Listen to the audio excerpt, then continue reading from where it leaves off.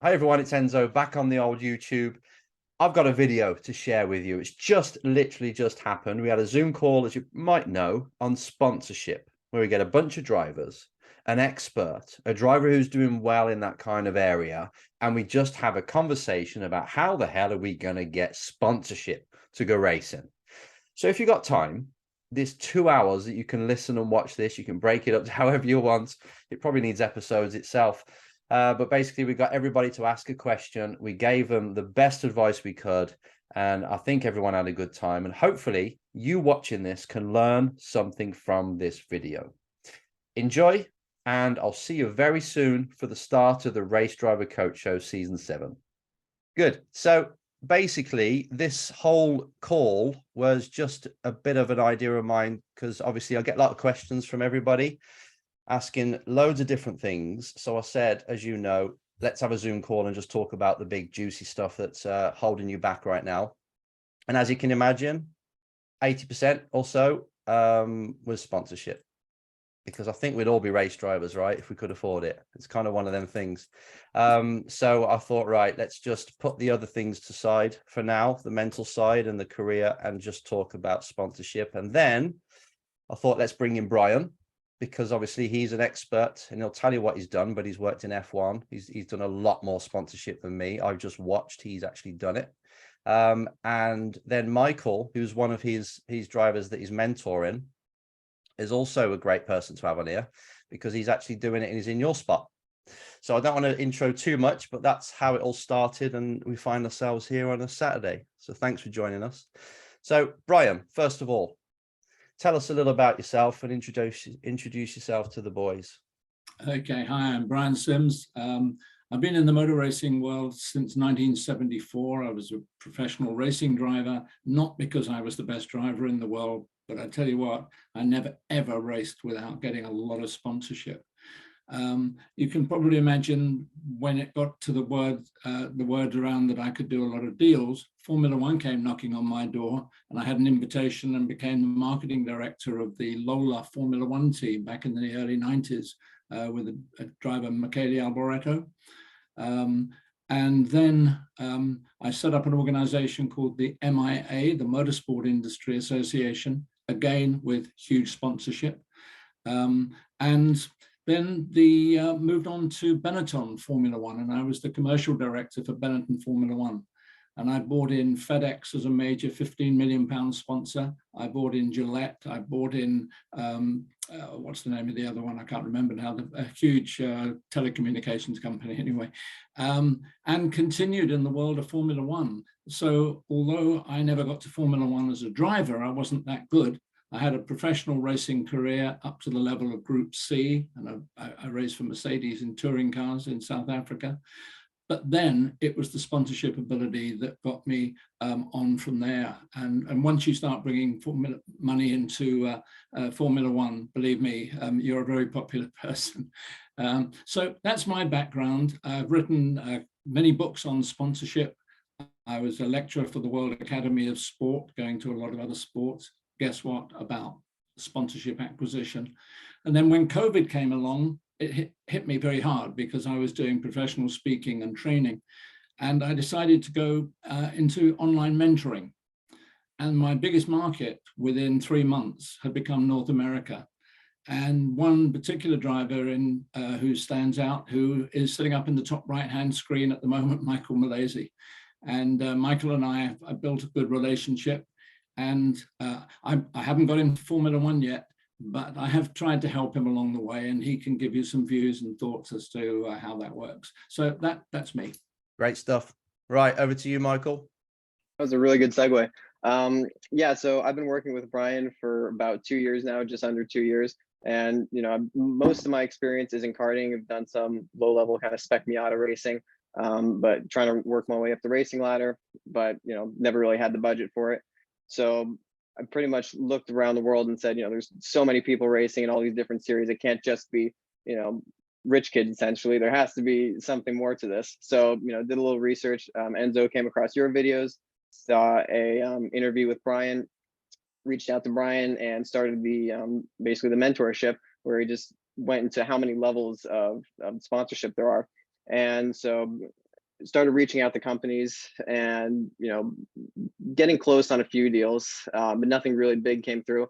But just using his techniques, I was able to get in front of some massive corporations. I don't know if you're familiar where everyone's from, but in the United States, there's a corporation called Target. They were a title sponsor of Chip Ganassi for many years. I got pretty close to actually bringing them back into racing, about a month away from actually doing something with them when that didn't happen, and some other big corporations like Dick's Sporting Goods, as well as one I'm working on right now for a financial advisory firm.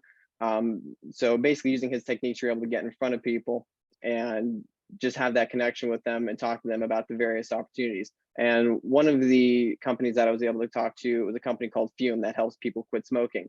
And if you know anything about sponsorship and racing, it's how big the tobacco industry is. So I sent them an email saying basically racing to reduce smoking or something to that effect.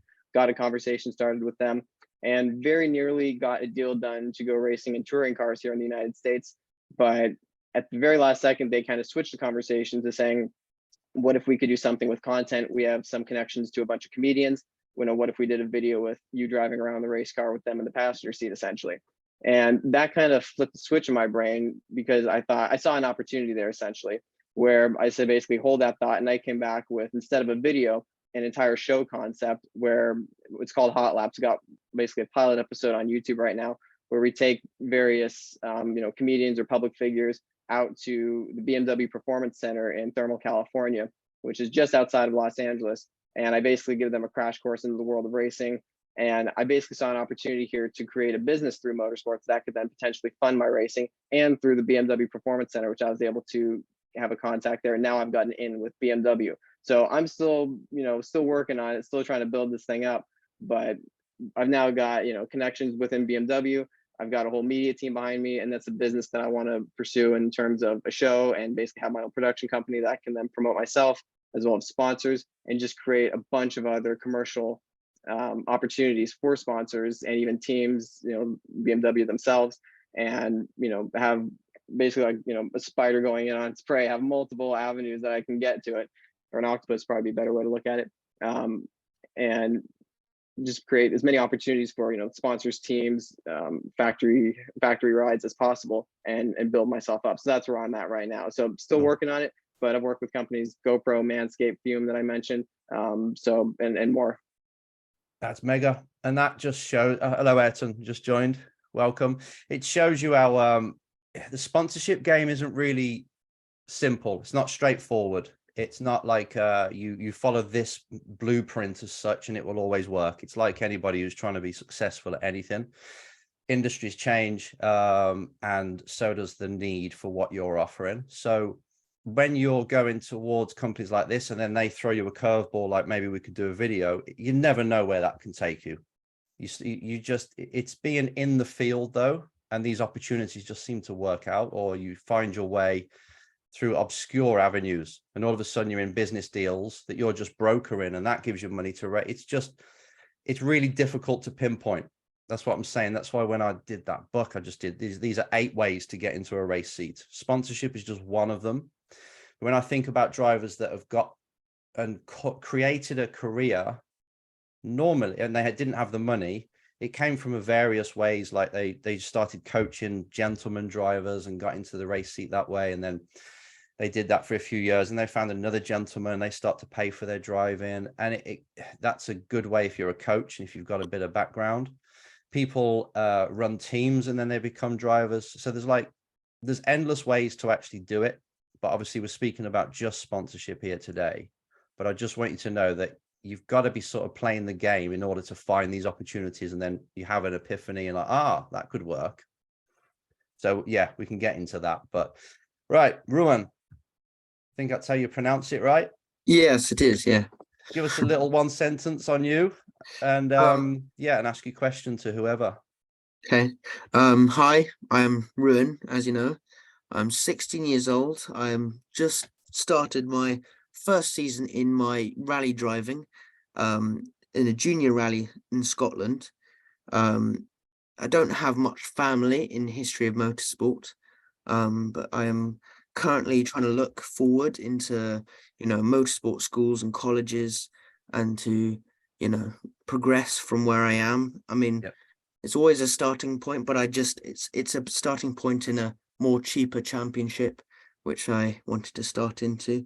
But Okay. as of the end of next season, or in 2024, we'll be moving to the seniors, and then it's a whole different game of more expense and more money on kind of cars and championship. Yeah, that's it. You got to pay to play, and then the toys get a bit more Yeah, expensive, don't they? That's yeah. just the way it is. They progressively get quite a lot expensive over time, and as you progress into like senior stages, and as you go from like Formula 4 to like Formula 1, Yeah. those kind of things where you just You want to say something, Brian, before he asks? Yeah, it might interest you, Ruan, that one of my mentoring students, a lady, I took up to meet Malcolm Wilson at M Sport, and she was planning a career in rallying, and we had quite an interesting. Have you ever been to M Sports facility? Not currently, no, I haven't. Would like to. Yeah, you know where it is in Cockermouth in the Lake District. Yeah. But it's really good. And I had spent quite a lot of time talking sponsorship to Malcolm. And I don't know if you know, but M Sport also have an operation in Poland. Oh, okay, yeah. And they run their the lower level junior. I think it's level 2, level 3 in the World Rally Championship. Yeah. So yeah, that's interesting. So it's good to talk to somebody not just doing track racing. Yeah. So what's your question, mate? Shoot. I mean, I do have a couple of questions, but I will start off with one that we've kind of started off with. But does it help to be linked to a charity, for instance, like Men's Mental Health, or will it add a value to potential sponsors, or will it make it less attractive to other sponsors? Brian. Question. Yeah, a lot of the problem, Ron, a lot of people and drivers have jumped in on the bandwagon, put a charity sticker on the side of the car, and that does not work. Okay. Yeah. The corporate world has got very wise to it. The corporate world is involved in a lot of charity work.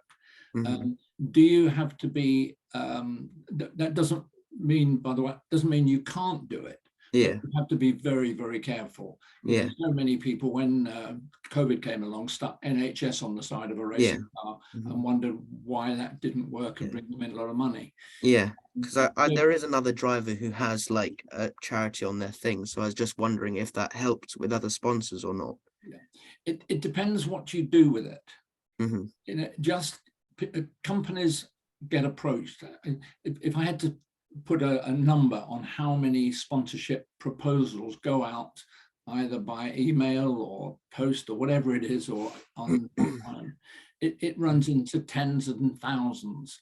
And you can bet your bottom dollar a fair percentage of those will be looking today and thinking, oh, I'll put a charity on there. Yeah.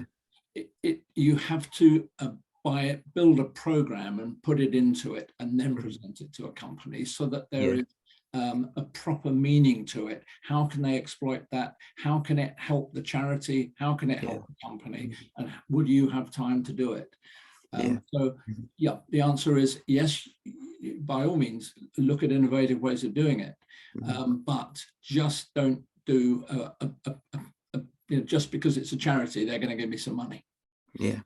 Well, I mean, you can use it as like a track day awareness day, and you've got all different sponsors, and if they've got, if they've got these 10,000 people that that are contributing and donating to them, maybe there's a track day there, but it's like, okay, the charity, would they pay for that?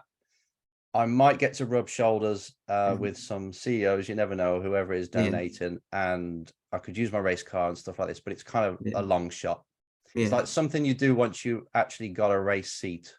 Otherwise, it's a lot of work for maybe zero, and you probably won't even be able to run the day, money-wise. So it is, by all means, it's good, because you never know, you get invited to network and charity events and things. But it's a trimming rather than a good strategy. Yeah. I was going to add one thing. I was going to add one thing on that, because this is something that I've looked into as well. And that's obviously you have to be racing first. This isn't something that's going to be able to fund your season necessarily. Yeah. But if you have a charity, so like myself, I've been looking at working with Children's Hospital Los Angeles. Yeah. And there's a few things is that, hosting basically a fundraising day at the track where you can get people to, pay and come to the track, maybe get ride-alongs, or even if it's a race day, some hospitality. And they're like Enzo was saying, you can network with maybe some people and that could even provide funding for you even because you're doing some good in the world. And so that's one thing. And the other thing is that if you said, if it's a big charity and you're bringing in a lot of people to an event, say you could maybe bring in another sponsor to sponsor the event. So they're paying for it, then you can connect with them. So like Brian and Enzo were saying, you have to be innovative, but there are definitely some opportunities there to benefit you and obviously the charity as well. Yeah.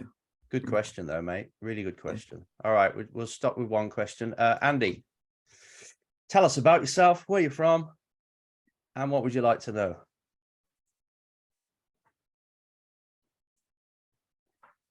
Still on mute. Do you want me to try and unmute you?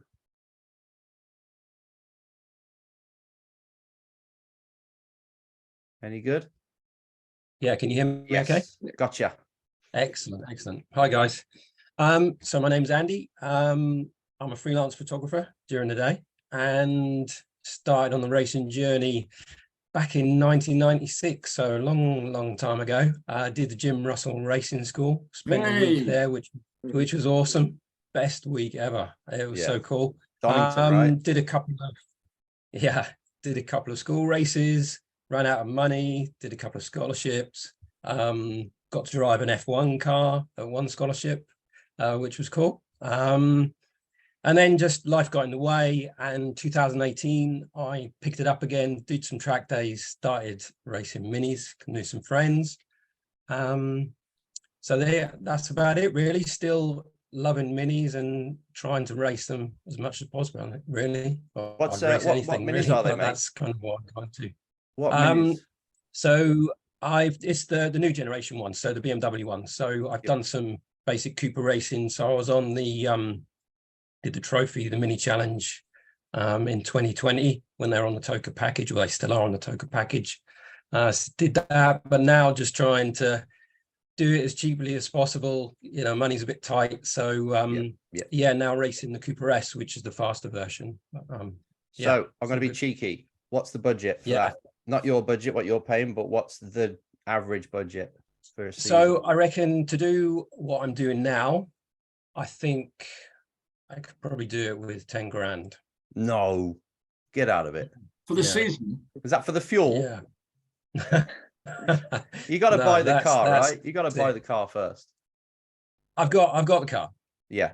Okay. And you can sell that. So yeah. Geez, man, that's ridiculous. Okay. So it's pretty cheap racing, but when when things are tight, it's a lot of money to find. But yeah, it is. Yeah. So what's your question, buddy? So my question is, obviously I'm an older driver. Nearly touching 50. So I just feel that my approach needs to be different, because I think I would be viewed differently to perhaps young Ruin there. And so question is, do you think I need to approach it in a different way? And if so, what could I do? What would that be? So Brian, if you were going to go back to racing, what would you do? I'd go straight to Saga for holidays for retired people. And I put a sponsorship together once for a speedway team in Poole in Dorset and the speedway team, which is the most unlikely to go for an over 50s insurance company. We did a sponsorship deal with them, so it can be done. You got to think outside the box. That one of the things I've found about working with Michael is I've had up to about 20 drivers I've been working on mentoring altogether.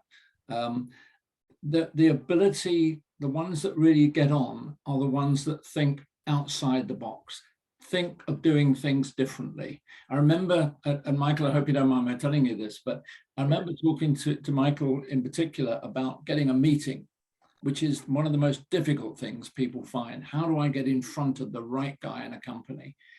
And what I said to him, said, how many emails do you think a top businessman gets? Thousands. How many phone calls do you think they get about sponsorship? Thousands. Okay, so how are you going to get in front? What is the one thing that will probably work? Go to a person's inquisitiveness.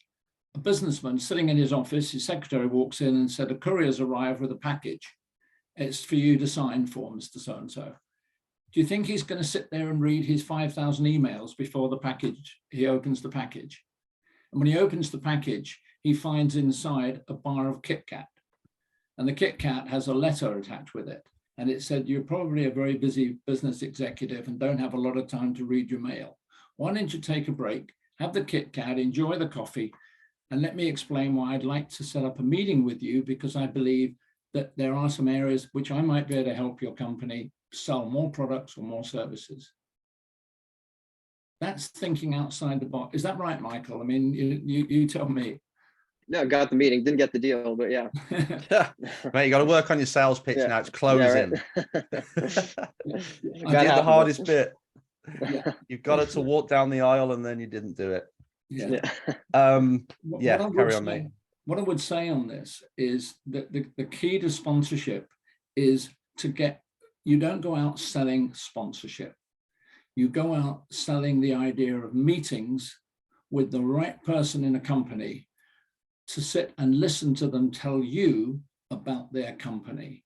And then you've got to have in one half of your brain all the things that your sponsorship can offer. You've come up with a list of all the different business capabilities, and you've got to match that with what you hear coming in your ear, where the guy is telling you, we have a problem with this, or we have issues with that, or we might want to do this. And it's matching those together. But you've got to get that meeting. I've never yet done a sponsorship deal other than face-to-face. Yep. Makes sense. So it's kind of irrelevant, really, the age, mate. It's actually, I'd say it's better, because if you're 16 walking into a boardroom, oh, that's hard to sell to a 50-year-old. But if you're on their level, you kind of listen. I'm just a consultant that helps companies overcome their challenges through sport, and I'm just here to have a chat with you. It's like really loose. It doesn't have to be like I'm here to pitch. I'm just interested in the kind of challenges companies have in your industry, and you're pretty much just taking from them. Even if it's just like, thanks, I'll never see you again. It's like, right, that's interesting. And what Brian teaches, he teaches, you look at your championship and your racing and everything involved in it. You have a big list, like a menu, features and benefits that you can actually offer a company. So you got that in the back of your mind, like he said. They're telling you what they need. And you're like, oh, yeah, feature and benefit, or benefit, should I say, 2, 7, 8 could really help this guy or this gal. And I'll price it up, something that is competitive. You know, you're not going to rip them off. You're not just thinking of like, the budget is 10K, so I'm going to go and get a 10K deal. It's no, what is this actually worth to them? So price it correctly, and then you sell. If it's only worth $2,000, because you're probably only going to get them one client, and one client's worth $2,000, then you need 5. So it's kind of seeing it from a business way, and that's where drivers struggle, because they're race drivers and their mindset is race driver. They probably even bummed school off like I did to go race driving. You're not normally that good in business to start with. So it is a challenge, but it's, yeah, for your age, it should be actually a benefit. I mean, the way I kind of thought about it was that obviously with, being a photographer, I thought that I could sort of get in that way and say, I can help you with, all the marketing and things like that. So I didn't know whether that was a way to go down, really. But to be honest with you, when you go to a company, what do you think the most sponsorship proposals in motorsport offer companies? Because most people send out, and we'll talk about it in a minute, I'll come on to this, but actually sending a proposal, which I don't do. And I stopped sending out proposals a long time ago. There's something else that you can do better. But the primary sponsorship proposals are based on brand awareness, hospitality, and PR. 3 items. Now imagine going out to a restaurant with your girlfriend, husband, whatever it is, and you get to a new restaurant and the menu's outside, and you look at it and there's a 3-item menu: fish soup, fish made course, and fish ice cream. and the person you've taken out for dinner doesn't like fish. What do you do? Don't go there. What do you do? You walk away and go somewhere else. What if you go to a restaurant that's got a 25-item menu across a range of things? The chances are somewhere you'll find 2 or 3 items you like or she will like. If you go into sponsorship, selling brand awareness, hospitality, and PR, and a company, I remember I sat in front of the president of Gillette Europe on behalf of Benetton Formula One. And I said to him, okay, what are the issues that affect you as a company? And he said, well, first of all, let's say every year, all the Formula One teams come knocking on my door at the head office in London of Gillette. And every year we send them all away because they actually haven't got it. Gillette doesn't need brand awareness. It's got all the brand awareness any company in the world could wish for. Hospitality, we can buy that. We don't need to be a sponsor to get hospitality. We can take people to any sporting event around the world, first class, wherever we want to. And PR, we've got a great PR agency, thank you. But we know we should be somewhere. We should be in Formula One. And that really sparked my imagination, because I thought, well, if that's what they're telling me, and a company like that doesn't like a 3-item menu, then the chances are most companies have the same problem. And that's when you start looking at all the capabilities that you can offer way above. And Michael, you just bring you in, if I may, for a minute. When you reached this stage with me, do you remember you sort of came in with some good ideas, but I said, right, you've got to create a prospectus of all the things you can offer a company. Do you remember that? Oh yeah, still have. I change it every now and then as well. It constantly evolves when I come up with new ideas or alter an old one. And that actually got an idea as a photographer. And I mean, this, I don't know how much you could get off of this potentially, but one thing is that if you go to a company and say, I can do, product photography for you or whatever it is that they do or need, in exchange for, sponsoring the car, and I'll also give you this, maybe the sponsoring the car, with the photography tied in there as well, could even be less than if they had hired a professional, like a professional, but like a full agency, if you will.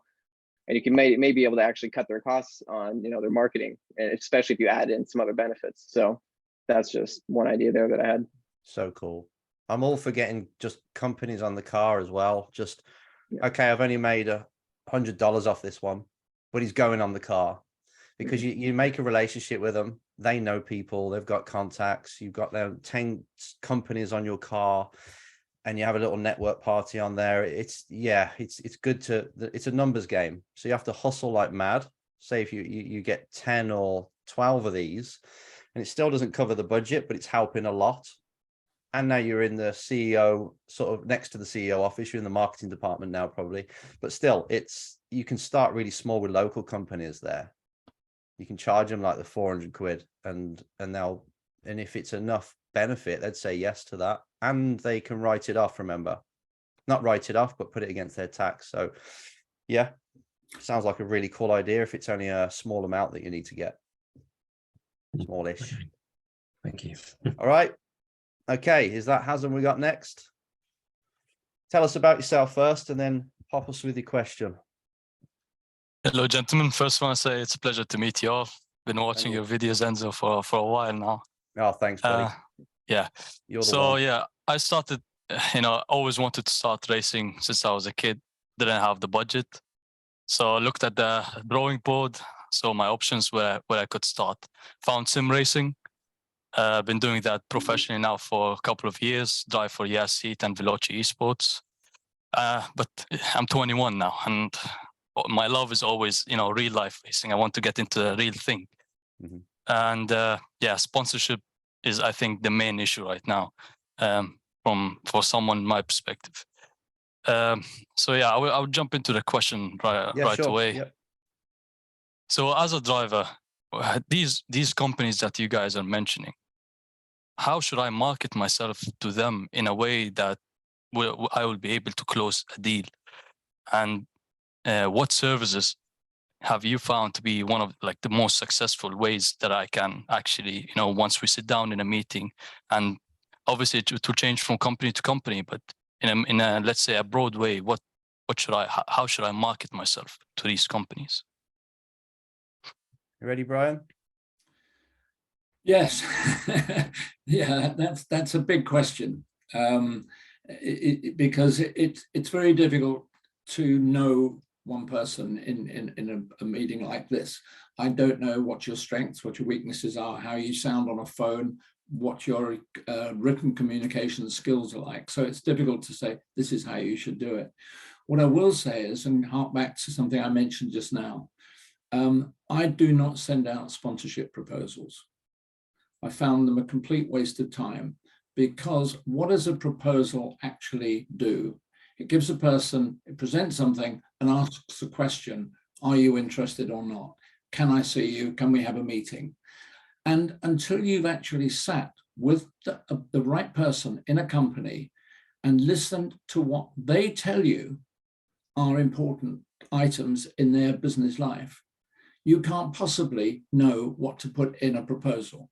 It's just a list of things, and you hope that somewhere along the line there might be something that works. That's not good enough for me. That I stopped doing that. What I did was to change from sending out a proposal to sending out what I call a prospectus, which is not asking them to do anything at all, but it is outlining a range of business development opportunities that I can offer and could offer. And I find who the person is in the company. I do a lot of research on a company. I find out who the right person is. And I get away from what I call the middle management mire. Because when you go to a company, you've got the man at the top who maybe runs the company. He might be the CEO. It might be his company. And if he just gets a proposal in there and sees amongst all his other mail that something asking him for, obviously asking for money, 9 times out of 10, I can assure you, in the business world, it goes straight in the bin. So what you've got to do, you've got to get somebody, first of all, as I mentioned earlier, you've got to attract their attention, first of all. And secondly, what you are trying to sell is not sponsorship. It is the opportunity to have a discussion with the right person in the company about the company. Because once you sit with somebody and you ask the question, tell me what stops you in this company that makes furniture, for example, what stops you at the moment selling more chairs, more tables, more of this? And sit there and shut up while that person explains and says, well, high costs at the moment, you know, the cost of traveling, cost of deliveries, we've had to put our prices up. Okay. And you have a conversation, and most of the conversation is led by you, but use these. I've got 2 big ears, and they've helped me tremendously in the business world, because I ask the question and then sit and listen to the answer, and I store it in that side of my brain, whichever side it might be. And we go through, and after a half an hour chat, you've probably got 3 or 4 issues that have come out as being, well, we've tried sports sponsorship before, doesn't work. Okay, why did you want to do sports sponsorship? What were you trying to achieve? We wanted to get our awareness over. We're a new company. We wanted to get the name out there. Okay, so you store that. You don't jump in on the first thing the person tells you and say, right, okay, I'll send you a proposal based on that. You build up a picture of the company. You then suggest, I'd like to give some thought as to how some of the capabilities that we can offer through our motorsport program can affect your company. Can we have a second meeting in about a week's time when I will bring a specific proposal based on the 4 things you told me are important, and I'll price that, and we'll look at budgets and so forth. That makes far more sense if you think about it, because when you go back, he's already said to you, those things are important to me. If you just send a proposal out and hope you're going to get somebody who goes, oh, wow, yeah, we can sell hot dogs at the racetrack, then that is not going to get you a sponsorship deal. You've got to work at it. Am I talking rubbish, Michael, or have you found the same thing? No, that's 100% it. The one thing I would add is that it's not necessarily the way you market yourself, but just always approach it as professionally as possible. And just, present yourself basically as a businessman, and not necessarily, I'm this athlete and, sponsor me, but, go to them, business person to business person, essentially.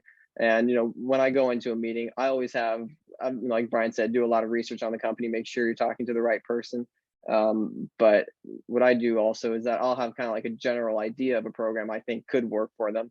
But really you want to go through and, like Brian said, what's stopping you from selling more products? That's, that's where the meat of it is. And that's where you want to, that's where the value comes in, asking the questions and getting the meeting. Yeah. Yep.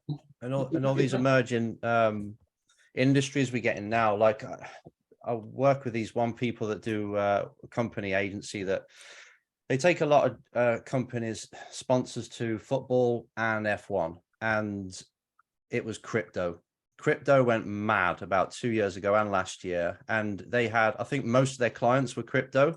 So now they're like scrabbling around, obviously looking for something else, but they just wanted to spend money. They just wanted to be in the domain. And then when they see crypto.com there, someone else their competitor wants to join in as well. And it becomes like whoever can spend the most money, and they want the biggest team. And whether it's a football shirt or an F1 car, they just want to spend millions. And it is like, it's between 2 and 10 mil a year they're spending just to get their name out there. And it's a bit bravado, and it's obviously investor money at that phase as well. It's not even their own. So they're just burning. That's kind of fallen flat, but your market of esports sounds interesting when somebody who's a pro online wants to go real racing. There's a story there alone, and there's got to be 50 companies, big ones, that are in that market, whether it's a PlayStation, a big one like that, or it's a Logitech or even a Fanatec. There's that industry better than anyone. You've seen drivers go, like Jan Mardenborough, go from PlayStation to an amazing career. I think he's a sim driver now, but he was in Super Formula and all sorts, Super GT, sorry, and F3 for like 3 years. So he made the jump just by winning a scholarship, which I reckon that's a dream of mine, is to have a competition where it does take people from the bedroom to the real circuit. I've got to figure out how to do it, because someone's got to pay for it and it's got to be big. But I think you could do that. You could have that kind of, right, there is a scholarship, I'm going to win it. But there is a scholarship, or there's some kind of sponsorship in place where you do help companies go from that world to the real world. Because there's a lot of racers at tracks as well that would love to buy the steering wheel for, spectators. So I think there's a big opportunity there. And they could have they could attract quite a few people using their simulator stuff at the track as well. Race teams could buy their equipment.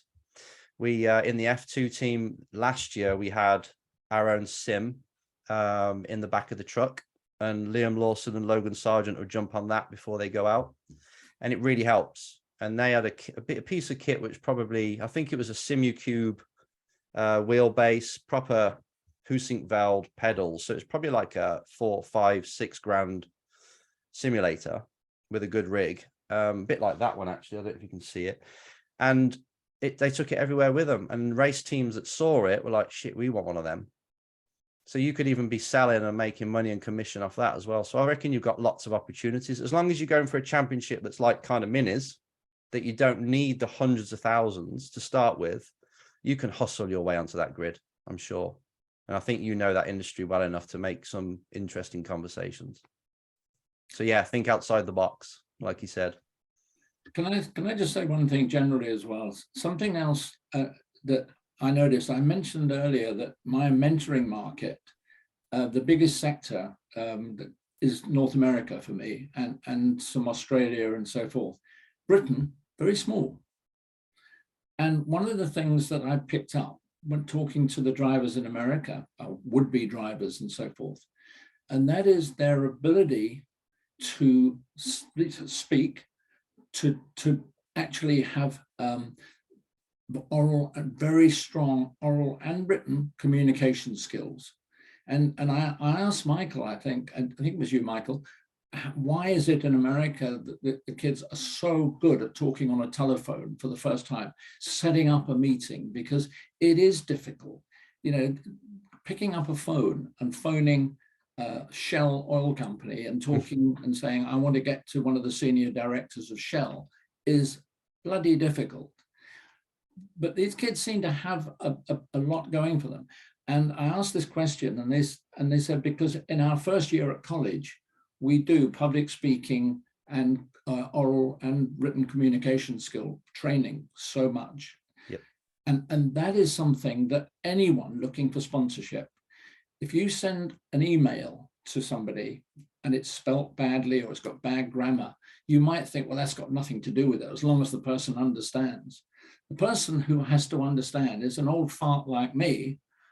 If my name's spelt wrong, I get pissed off. Yeah. Because if you can't be bothered to get my name spelt wrong, get right rather, you know, why should I bother to read your thing? Yeah.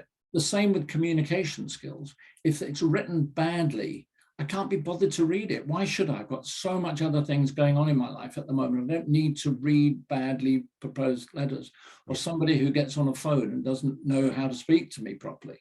So those are things you can do to help yourself. Again, you know, I keep bringing Michael in because, you know, he's actually heard me talk about these things. But is that a fair comment, Mike? Yeah, very. I mean, kind of like what I said earlier, it's just presenting yourself as being professional as possible at every stage, from the, you know, first email or first phone call to when you're having a face-to-face meeting or a Zoom conference, whatever it is, just showing that you're someone that they can put their trust in. Yeah, it's true. Yep. Okay. Joey, you're up. Hi, I'm Joey. I'm 18 years old from Los Angeles, California. And my question for you guys is, I'm having trouble when you're looking at companies of doing the research and making sure when you create, not necessarily a proposal, but a business solution, that you're providing a service that actually helps them, something they need. So what is your best advice as far as researching companies to make sure that you're going in the right direction with how you're going to approach sponsorship?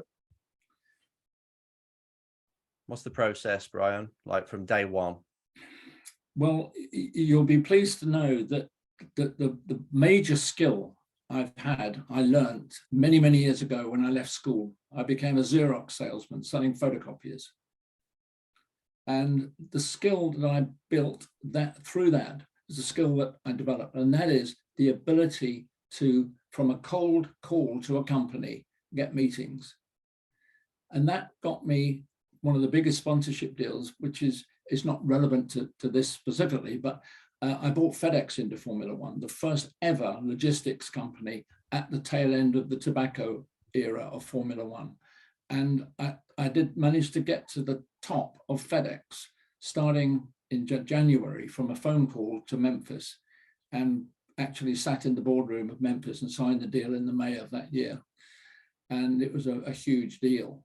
And so that ability is so rare to get. People who have been out there selling as a professional salesperson in the business world. But it's what built me a career in motors racing. Everything I've done has been based on the ability to bring funding in, whether it's for my racing school or whatever it is. So to me, the most important area to work on, and that is your ability to get a meeting. I keep coming back to this. Yep. And a meeting, as Mike was saying, at the right level. It's no good going into the middle of a management mire in a company where everybody's protecting their own jobs. Nobody wants to put their head over the parapet. They don't want to be the person who got motor racing sponsorship in and it all went wrong. You've got to get to somebody at the top. Who do you think in a company, let me ask all of you this, who do you think in a company is the most, or has the most influence in that company? The person who is the most influential in a company. I'll never get it. No, the PA to the CEO. I promise you, she knows more about that company. When I say she, it's not always a she, but knows more about that company than just about anybody, because most people see her as a brick wall. She is the person who stops them getting a meeting with the managing director. She is the person who is a block. Think about that a different way, whether it's a small company where it's the CEO of a privately owned business.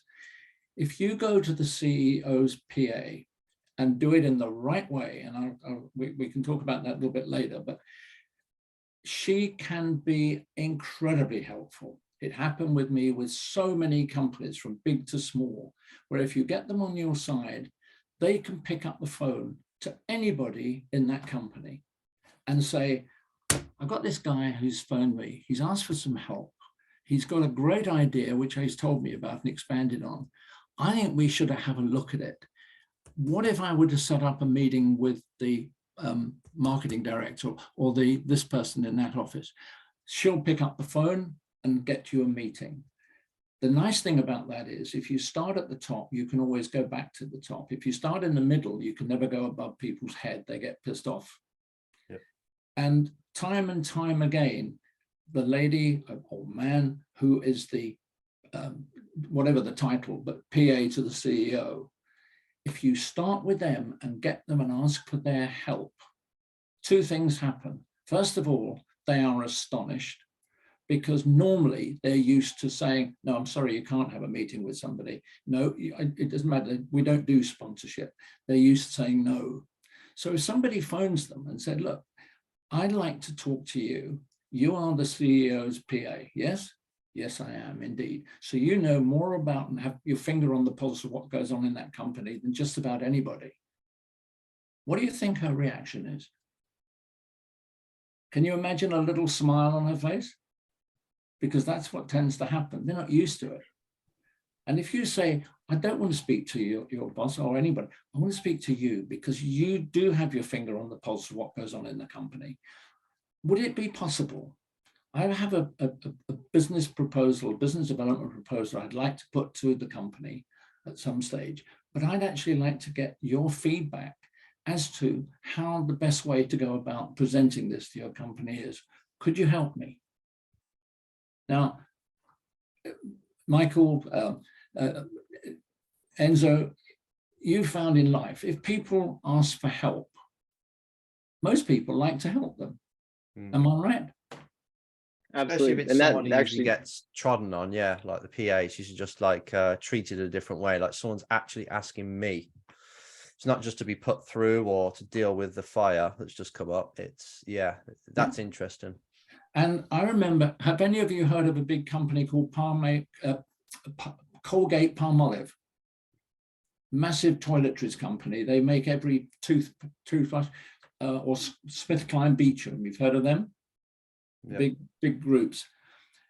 I remember, I knew I was on the right track when I tried to get into Colgate Palmolive. They're one of the top 100 companies in the world, I would say.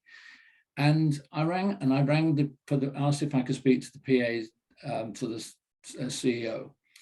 And I said exactly what I've just been telling you.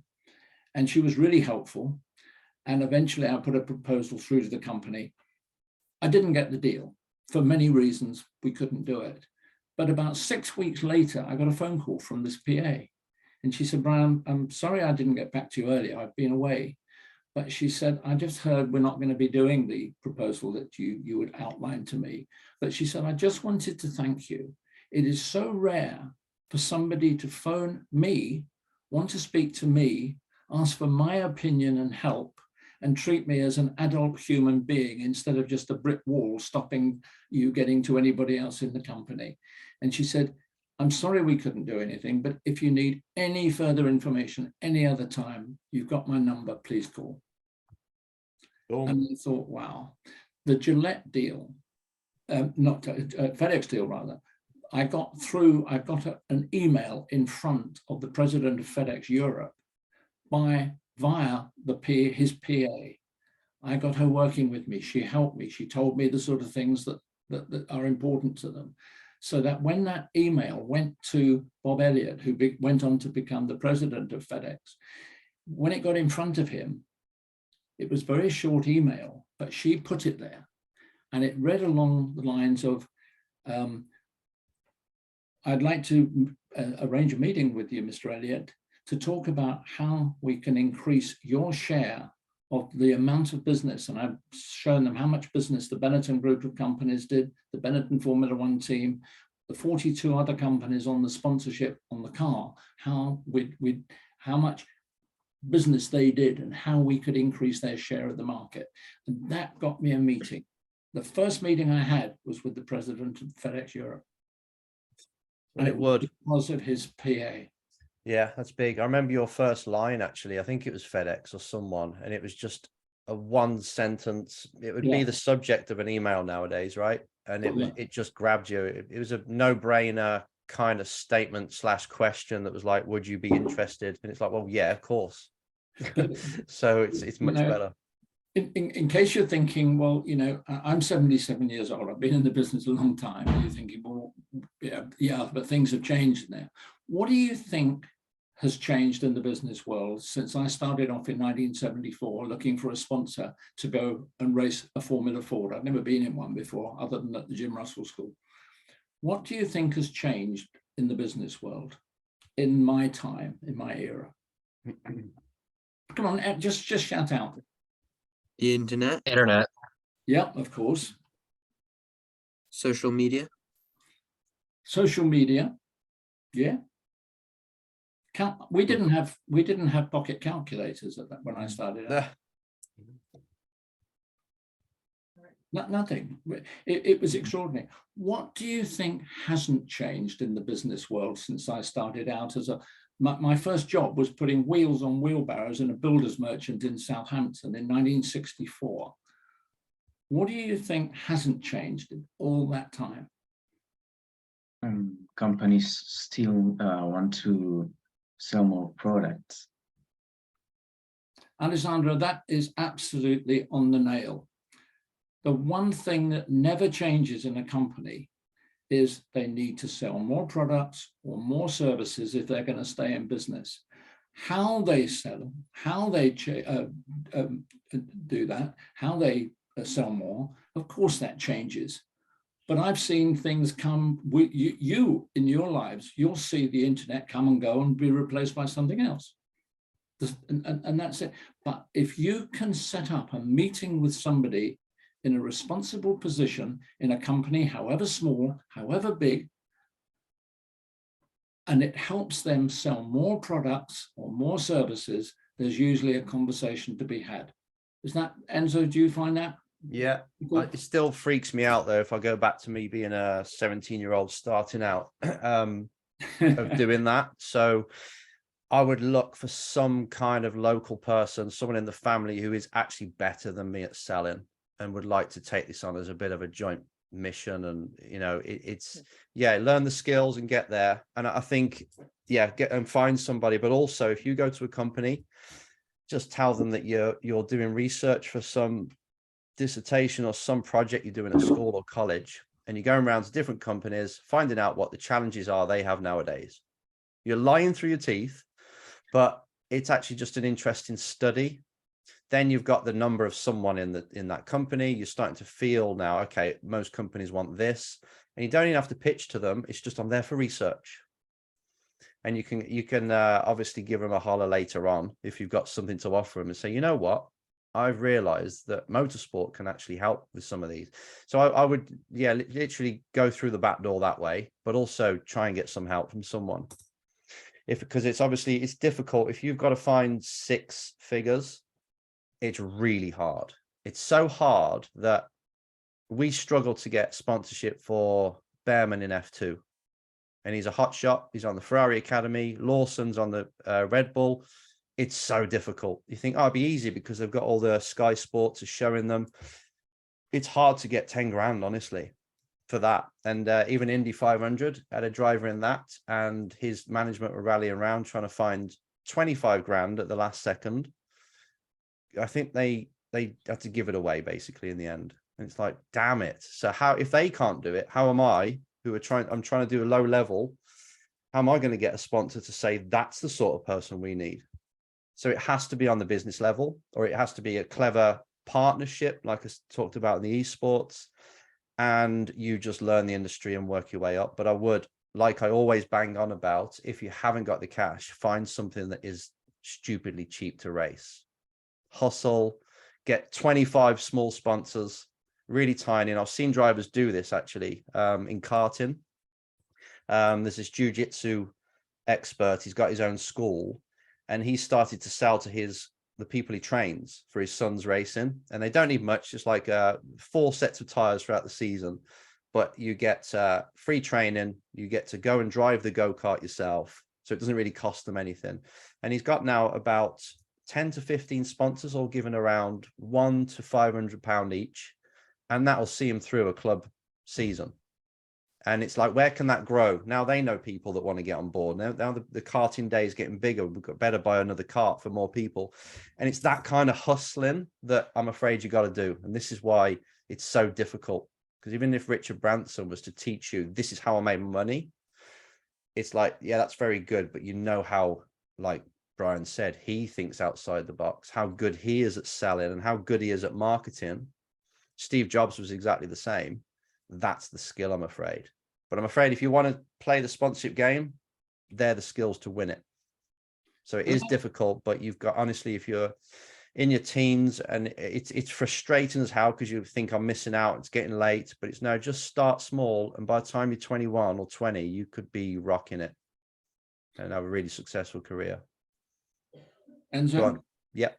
Can I just say one thing? I'd like very, very quickly to tell you how I did my very first ever motor racing sponsorship deal before I'd ever sat in a racing car, other than I did some things at Jim Russell, because it would still work today, the concept. I wanted to race a Formula Ford. Formula Ford was the big junior formula in those days. And I'd seen a second-hand car. I think it was for about £2,000, complete, ready to race. I was just a Xerox salesman then. I was earning reasonable money, but that was still a lot of money for me. So I was driving along one day in my company car to a meeting. And on the way, just out, any of you know Maidstone in Kent, but just outside Maidstone, I saw a little building and a big sign going up at the side of the road. And it said Victoria's nightclub opening here, businessman's lunch on the date about 2 months in advance. And I didn't take a lot of notice of it at the time, just stored it in my mind. And when I got back home that evening, I started to, we didn't have the internet. First of all, can you imagine not having internet? So I had to go and do some research. And I got onto the local council and I found out that it was the owner's name who was going to open up this nightclub. And I went to a guy who had a Formula Ford for sale that I'd been looking at. And I said, could I borrow this for a day? And he said, what do you want to borrow it for? You're not going to race it. I said, no, I'm not going to race it. I want to just take it the trailer. I've got a tow bar on my company car. I'd like to take it and show somebody who I think might be interested in doing some sponsorship. And I went along to the nightclub again, had another read of the poster, and I've got the date down of the businessman's lunch, asked what time it started and everything else. On the day of the businessman's lunch, I drove my car with the trailer and the racing car into the car park about 10 minutes before the starting time for the lunch. So I knew people would start coming in. Parked the car, the car park was just starting to get a little bit busy. And I left this racing car on the trailer, walked into the reception and asked if I could see the owner of the club. The lady behind the counter said to me, well, it's very busy. You've got the businessman's lunch today. It's our opening. I said, I know that. She said, what's it about? I said, I'd like to speak to him about how I can help him sell more membership subscriptions to your nightclub. She went away. She came back and she said, he wasn't very pleased. And this big man, and I've got the photographs, if you go on my website, I think you can see them. He was about 6'8", Yugoslav, walked out in a suit. And first thing he said, is that your F- fucking load of rubbish on that trailer out there in the car park? And I said, yes, it is. He said, well, go and move the F- thing out of the way. I've got a businessman's lunch and people are all arriving. And I kept my fingers crossed and I looked out, and so many people were walking over to this car and having a look at it, because you don't see many racing cars in the car park of a nightclub. And he said, get it out, come on, quickly.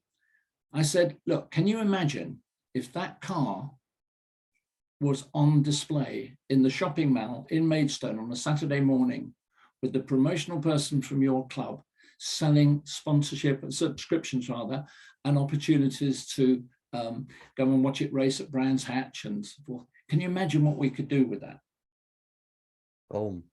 He said, get that F- thing out. Took his card, gave it to me and said, give me a call in the week. I called him, we set up a deal. I got a sponsorship for the season. We put the car on the display in shops in shopping areas in Maidstone. We had the car at the track with the sales promotional girls selling. He sold subscription after subscription and subscription membership because it created a need. And there you go. That allowed me to do a season's racing. That would still work today, just had to go about it obviously in a slightly different way. But that is what it is. It's finding a way of what is this guy looking for. A new nightclub wants to sell subscriptions, memberships, get people there, fill it up.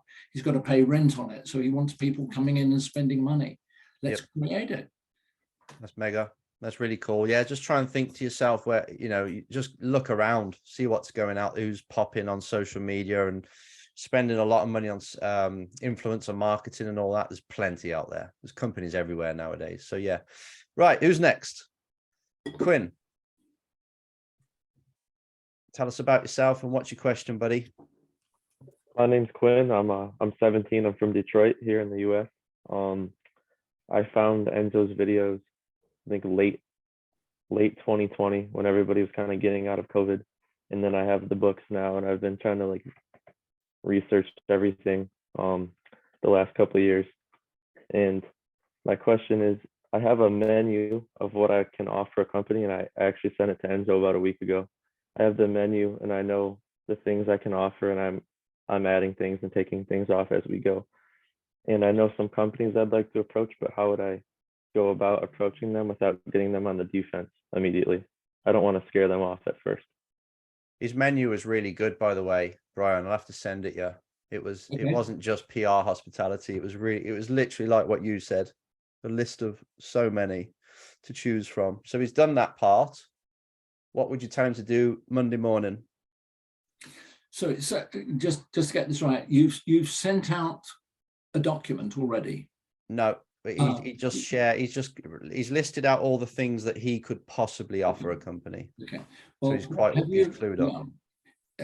I don't want to get into this area because it can be quite detailed, but you've got to target who you're going to send that to. It's no good just sending out willy-nilly. You need to target about 6 to 8 companies maximum, absolute maximum at any one time, because you're going to have to do a lot of work on each of those companies, following up, setting up a meeting and so forth.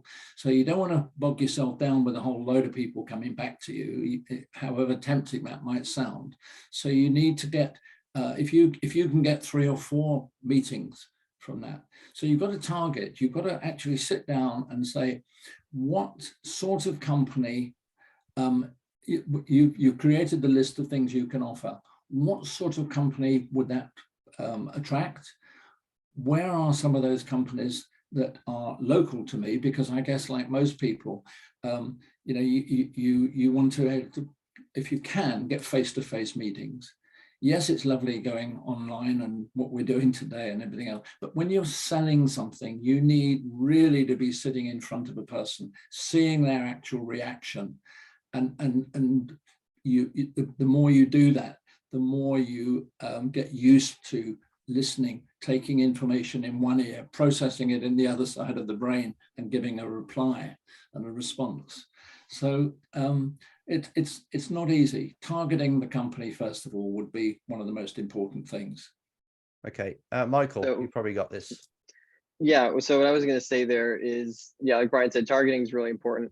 But what I do is I use LinkedIn to then find the person after the company, and then I have this, I don't know if it's a Chrome extension or something, but it's called Apollo, and you basically just click on it and it brings up their email. So even if they don't have it listed on their LinkedIn, you can automatically get their email, sometimes even their personal email, but I stay away from those.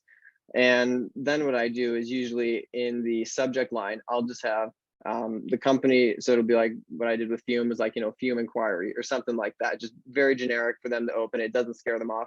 And then in the email, I'll pretty much just have, I've got this idea. This is what I do. If you have 10 minutes, I'd love to speak with you.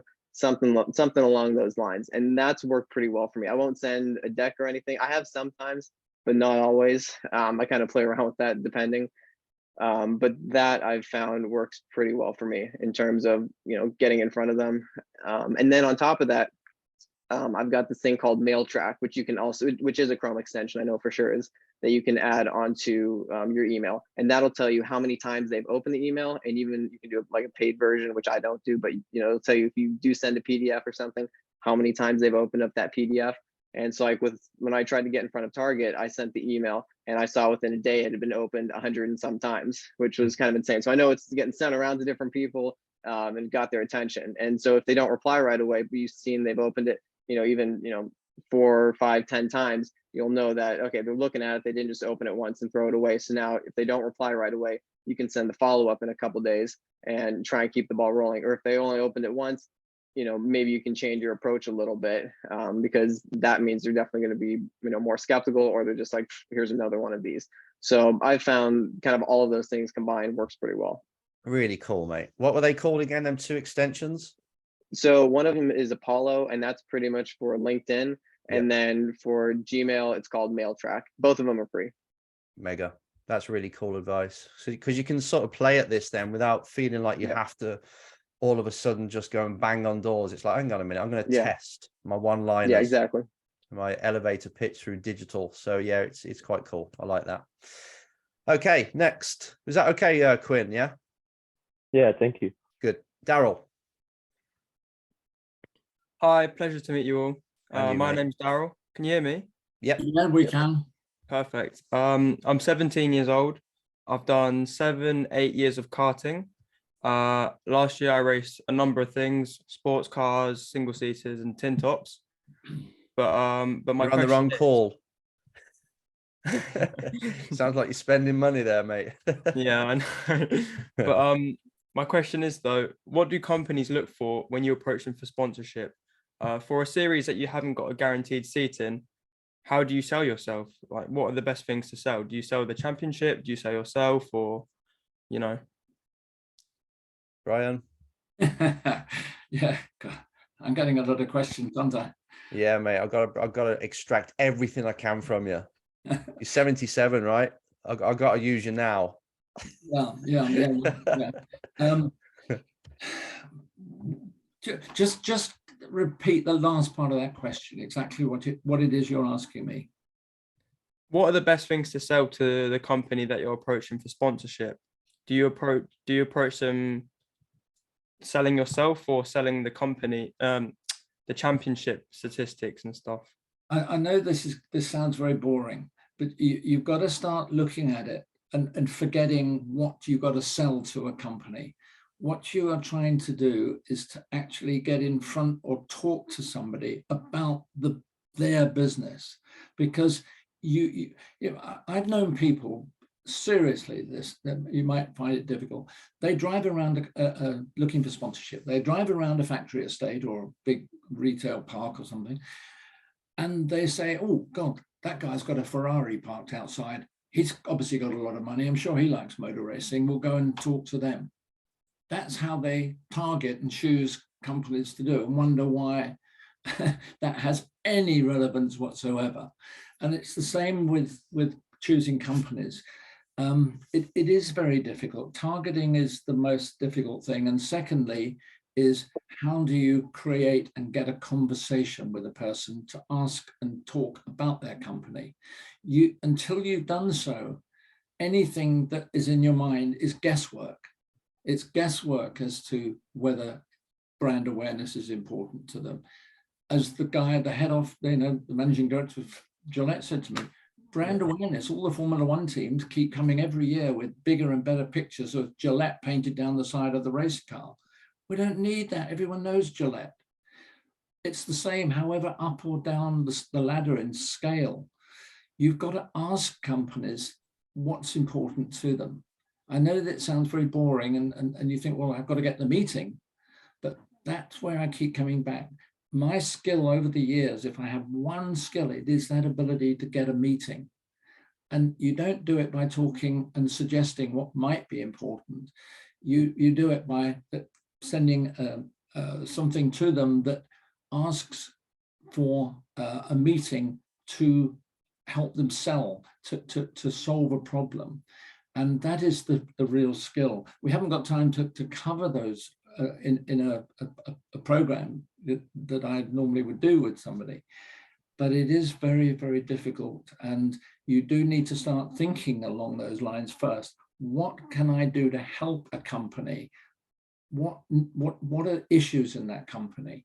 Not what can I sell them? Yeah. Yep. I'm not too fine a point on that. Yeah, and it's like Quinn said, he's got like a big menu of like benefits and things that the championship can offer. You got to know what they are, what you can, what the reach is, what the if it's on TV, if it's live streamed, what their social media is. Because then for some companies, they'll be interested in that. So you still got to know what you could offer. Yeah. Yeah. But yeah, mate, it's just getting out there and discussing with companies what they need. And then you'll just connect the dots and say, right, I'll be in touch in a week, that sort of thing. And you'll figure it out, offer them something. And it's just doing that you'll get better and better at asking and providing, honestly. But you have to be in the field. Can I And just, another thing good. I just very, very quickly into one other thing, going back to absolute basics, this is, do research locally, try it and find, it's much easier to work with local companies where you can ask one company, do they know people in the local chamber of commerce? Go to a business, looking at business organizations in your area, in a town. Do you live in, where do you live? Cambridgeshire. So there's a little village called Camborne, but yeah, Cambridgeshire. Okay, well, you've got Cambridge Research Centre, Science Park, and everything else. Go and find local business organizations, get information on memberships, ask if you can go to a meeting. You've got to be innovative. You've got to go and find and get to people. If you go to the local chamber of commerce and say, do you have open days where I could actually come along and meet people, thinking I'm setting up a business, a motor racing business. I'd like to meet some of the other members and businesses in the town. Go to the local newspaper. I did a lot of this and I still do. I get BBC regional stations phoning me and saying, Brian, would you come and talk for 5 minutes on a program about this, that, and the other? So I go to the local radio station and say, look, this is what I do. I'm trying to get into company. Can you help? It's amazing if you ask people to help, and it's something that is a bit of fun. It's about motor racing and sport. It's not something really lethal like trying to sell insurance or whatever, but something that people can chat about. Go and use that. Get to talk to people locally, because they might not be the right person, but they might know somebody in the town. Well, that's who you need to go and see. Get the local paper promoting you, doing articles about you, the local radio station. Go and talk on local radio. It's amazing if you get out there and put yourself about. Mike's very good at that, aren't you, Mike? That's the sort of thing, you make yourself known. Yeah, and that's definitely part of the strategy I'm trying to do with the show and everything there, and try and generate some more exposure just for myself that way. But one thing I was going to add is, if you're not doing local, which of course you absolutely should, one thing that I found is that's worked pretty well for me is I've looked at various industries that have sponsored motorsports, whether it's financial advisory firms or obviously energy drinks, stuff like that, and then I go to smaller competitors that aren't involved, but obviously you see where the benefit is. And I studied those sponsorship plans and the partnerships and the other stuff. And I go, I have an idea based off of, what say PNC Bank is doing in IndyCar. It's worked for them. I think there's potential for you. Again, would you be open to a 10-minute conversation? And, I already have kind of like the outlines of an idea, kind of get their thoughts on it. But of course, then you want to go back to what can I do for you specifically? But that's something that I found has also worked for me. Again, kind of playing around with different strategies, seeing what gets attention, this and that. But that's another thing where you go, this has worked for, 5 or 6 of your competitors. I have access to this industry. I just want to talk just to see if there's opportunity there. And so that's another opportunity if they aren't local and, people who you have to send an email to that you can't meet with face to face necessarily. Don't be afraid to ask race teams. British touring cars, they're quite switched on when it comes to sponsorship. So you could go to an event and just talk to the, I would say team owner, but someone who's high up in the team, and just say, I am a struggling driver. I'm not asked for a drive. I'm just researching sponsorship. You've got this big, whatever it is on the car at the minute. If you don't mind.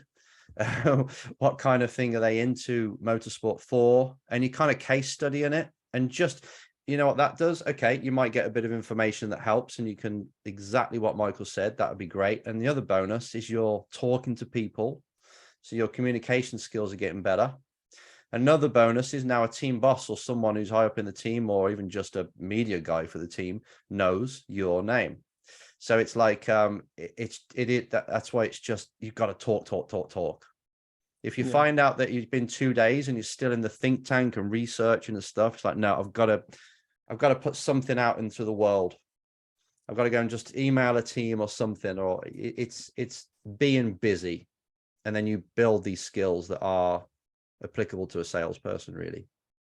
And then it just kind of falls into place. You find your way somehow. Okay, we've got 2 more. Alejandro. No problem, buddy. Hi. Hello, Hi. everyone. First of all, thanks for the opportunity. I've been watching your videos and so like a couple of years, and it's really helped. Thanks, buddy. I'm 20 years old from Spain, although my father's German. That's where my strange surname comes from. Yeah. As a racing driver, I've currently been racing in touring cars in TCR. So this 2022 season, I've been second in TCR Spain. And I've previously made karting like 4 or 5 years since I was 10 years old. Then I considered like regional level. Then I considered making the step to touring cars, and I started with the Ginetta Junior Scholarship, where I was a finalist, but unfortunately I wasn't selected.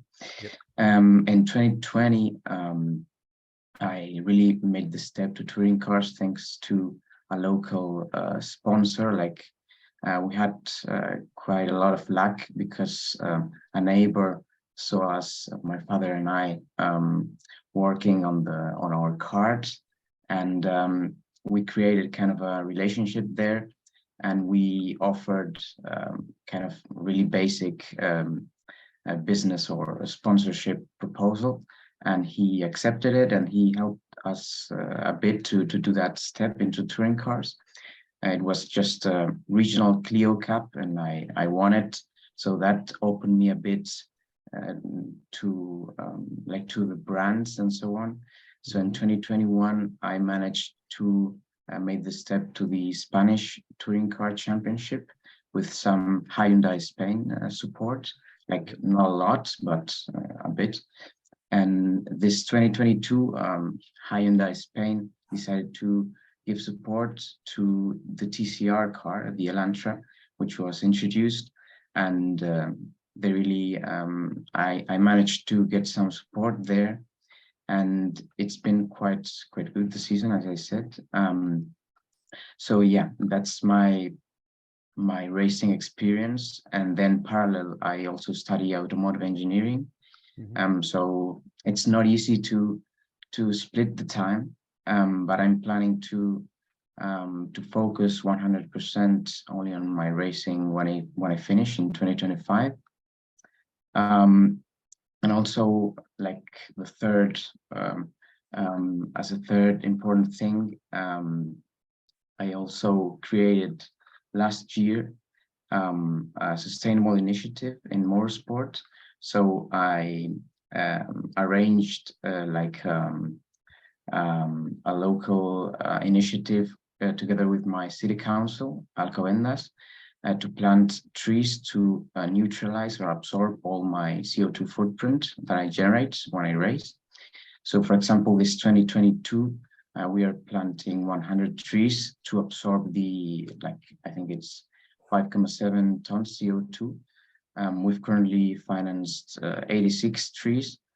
Yeah, it's like an extra that I can offer to businesses and so on. So my question is, first of all, the timing with sponsoring, because I believe that I've got a lot of things that I can offer to companies and also together with this initiative and so on. But I feel like, or I always believed that first I need to define my program for the year, for the season. And then once I know what to offer exactly in terms of exposure and so on, like make the proposals and then start searching for sponsors. But the thing is that in the end, I never quite managed to make the timing right, and it's always like kind of too late into the season. So it's quite difficult for me to also to split my time because I've got a lot of things to do, and I haven't got kind of a communication agency helping. So I don't know. What's your view in that sense in terms of timing? How should I really approach it? Okay, well, there's only so much time in a day, right? And you have taken a lot on, and it's obviously means you've got to sleep less, but you've got to be super organized and understand that if you're doing two things at once, or maybe three, they're going to be at 33%. One of them is going to be less than that at one time when the other one's going up. So it is difficult. And it's just like an entrepreneur when he's starting a business and trying to hold down a job at the same time. They do have to grind, but it depends where your priorities are. I mean, you've got to do the studying, right? And that's till 2025, you say? Yeah. And I've really felt the need from this season to take these two next seasons, 23 and 24, a bit more like a preparation. And then in 2025, really go for it, more perhaps focused on GT racing, because I feel like there's more return in terms of career development with the same investment rather than TCR. So we're currently working on having a nice deal with some team here in Spain to start myself into GT racing, and also parallel work on my sponsorship, and maybe I've also planned a road to Le Mans proposal, pretty clear and with the timeline and so on. And I think that would be a good idea to sell myself or pitch myself to perhaps to the companies, offering this proposal, like a mid-term plan where companies could really support myself season by season, but then also maybe be part of the journey, and if I reach my goal, really offer them a free exposure once I reach that. So I don't know if that's like a smart way of pitching it, or it's too complicated. Complication's always the killer, right? To anything. Like the life that you live right now is good, it's working, but I would say really when you're coming to when you're riding the wave like this, it can be good, but it doesn't take a lot to knock it off. And when you're currently racing, you've really got to maximize that and use that vehicle to get you sponsorship for the next year. You can't be complacent on it. It just takes one decision at the top to pull the support that you've got right now, and it's all over. So make sure you are actively making it a priority, like this time of year now, even if the budget's sorted, to start to fill the white space on the car, or to start making, just having conversations with people for next year, giving them a little taste. And you've always got to keep that wheel spinning before the season comes, because I see it a lot with drivers. They are at school, they're trying to hold this down. They're trying to obviously have a career as well in racing, and they kind of just accept that it's dad's money or someone else's money and it'll be fine. But it's like, no, actually, you've got to be actively pretending that this is your last year, and you've got to be self-sufficient the year after. So your normal daily organization is going to have to be on point.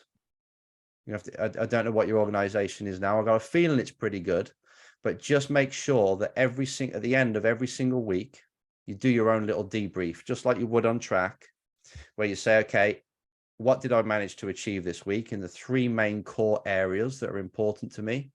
And you've got fitness and you've got everything else on top of that as a driver, of course. But it's like, okay, business wise, I've got the studying, I've got the sponsorship that I've got now, and making sure that this year is a success. And the third leg is, what are my goals for next year, whether it's financial or whatever it is. And you do have like a mini job list in each one. And at the end of the week, you look back, did I do enough? Was I effective enough? And you're going to have to coach yourself on this. And then you make the next week goals straight away. What are the big chunk things I need to do in this area? Not all the tiny little ones. What are the big chunk things that will actually make a difference in each area? And it's balancing this. And dare I say it, maybe you need some help. Maybe there's someone who you know who would actually join your mission and take some of the load off, because that's what an entrepreneur does when they start to get big and busy and having to multitask. It's like, right, I need to get maybe someone to help me on the social media so I don't have to worry about that side of it, and just kind of gently outsource things to people you know.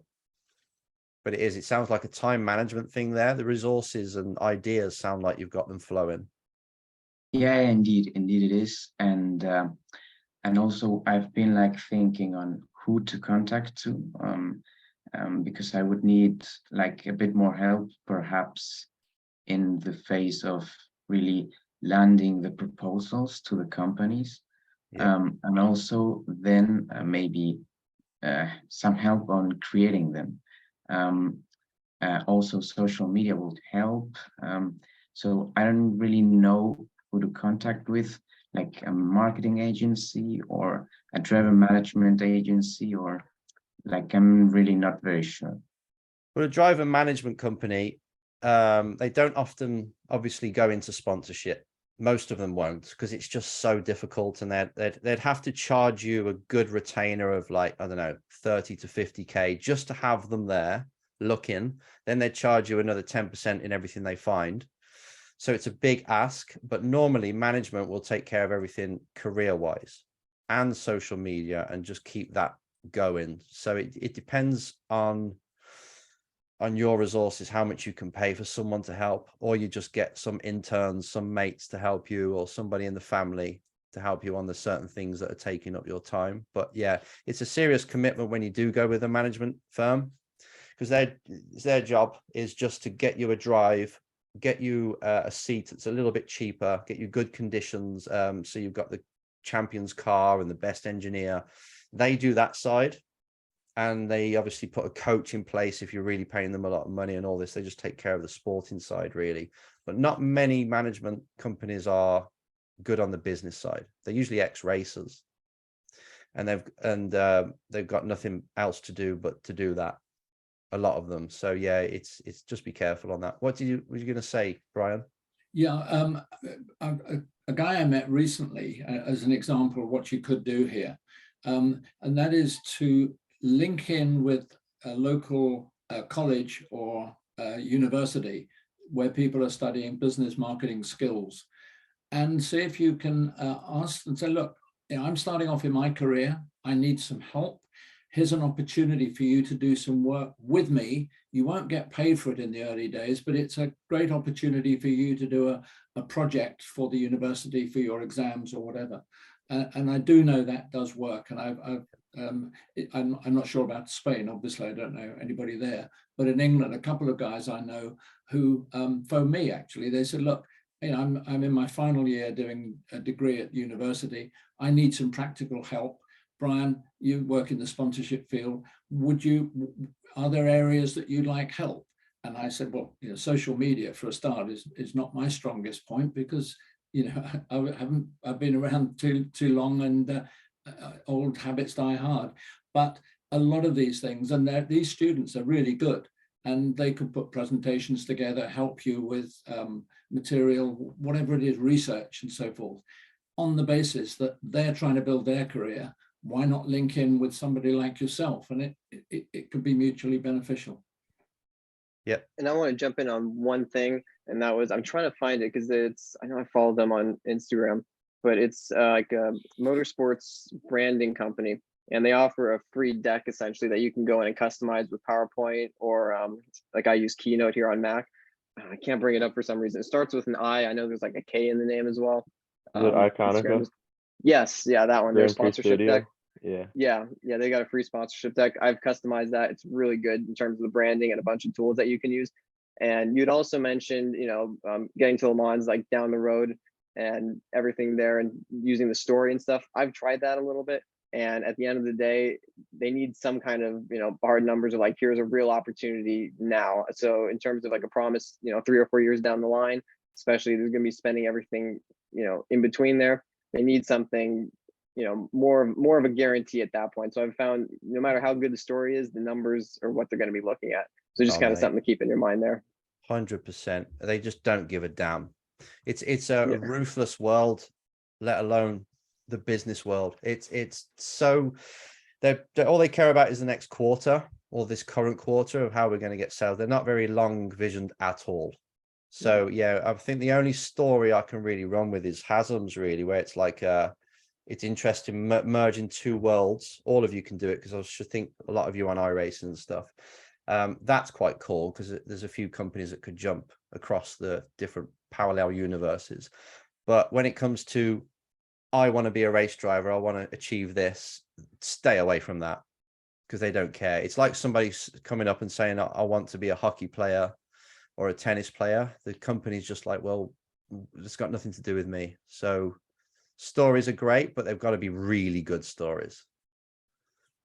And then you can do something. A bit like Jesse Iwuji. Do you know him, the NASCAR driver? He's, if you go back to one of my race driver, I think it's season 3 or 4, I interviewed him, and he went from Navy to NASCAR. That's kind of his tagline. And exactly how good he is at getting sponsors by the way he talks on that video. And he actually coupled up with somebody who is really good at selling sponsorship. He's just this guy who owns a sports agency, very rare, and he's very good at networking. He said, I sent out myself as a driver thousands, I don't know if it's true, but thousands of proposals, got nothing.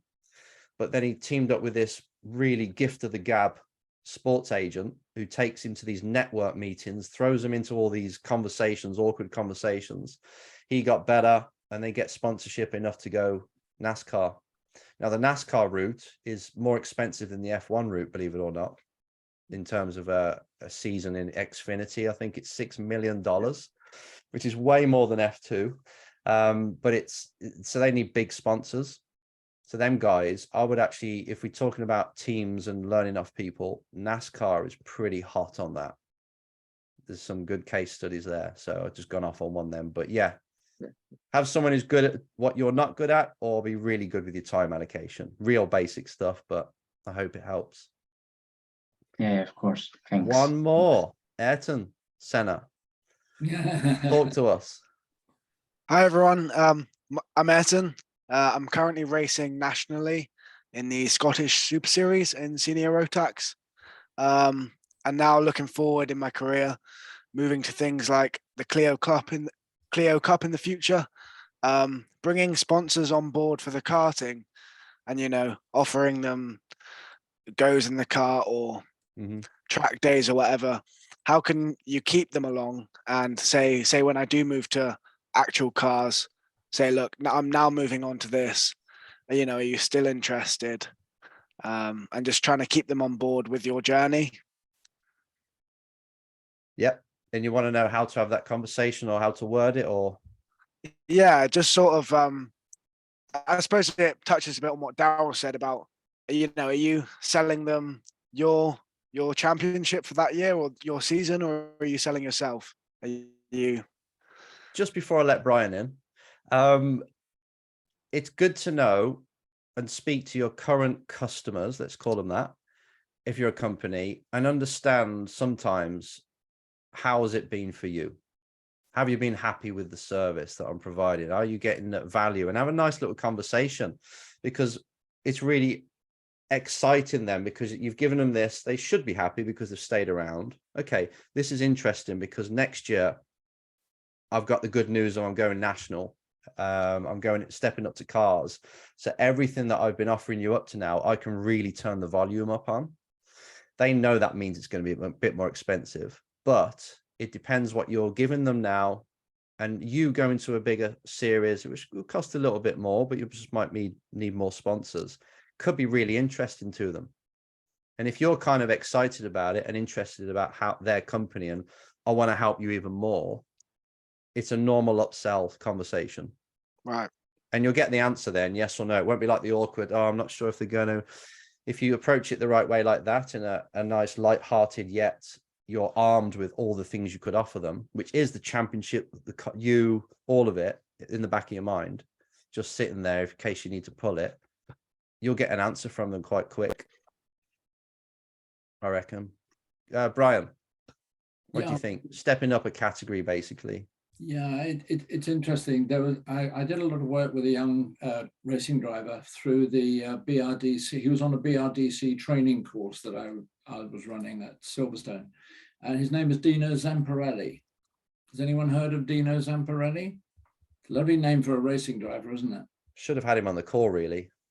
Yeah, Dino would be good. Dino was the Formula Renault champion in this country. And he approached me to, well, in fact, he was on a course that I was running. And after the course, he was he phoned me that evening, first of all, to do what a lot of drivers forget in life. And Enzo will know this one a great deal. And that is to say thank you. He actually phoned me and said, Brian, it was I learned so much on the course. I want to ask you a small favor.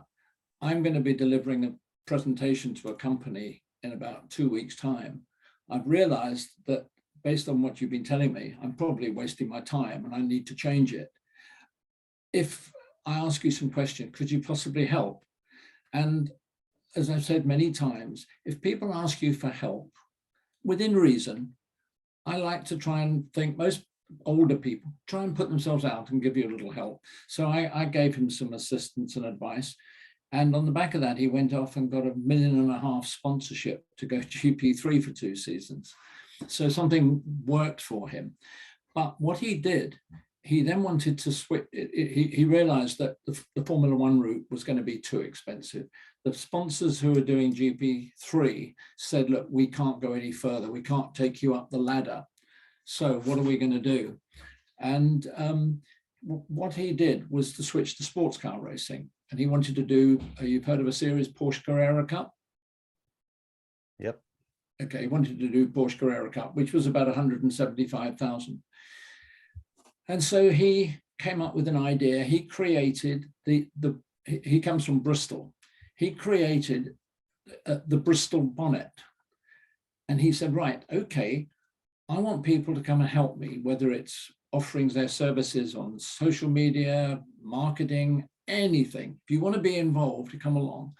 And you, in return, we will give you branding on the bonnet of the Porsche Carrera Cup car for the season.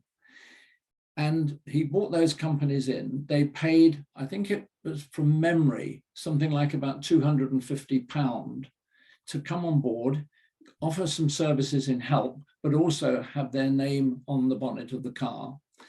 And then what he found was, at the end of the first season, he had about 100 names on there.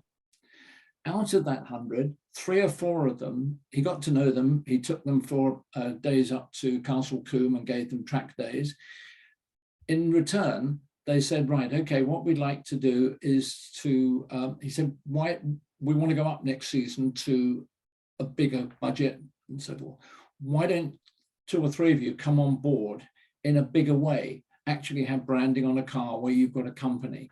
And it was a way of getting to know people. Some of them were small company businesses, some of them were individuals. There were others who ran businesses but wanted to get involved in a small way. And he grew those people, which is exactly the question you asked me, into the next category, and still kept the others. So, and he said, on the basis of, you know, common sense, out of 250 people or whatever it is I've got contacts with, 3 or 4 of them will want to go in a bigger way and take us to a higher level. And that's what he did. And you can look up and do online, Dino Zamparelli, Zamparelli. He's a great role model for understanding and working on sponsors. He now helps people with sponsorship as well.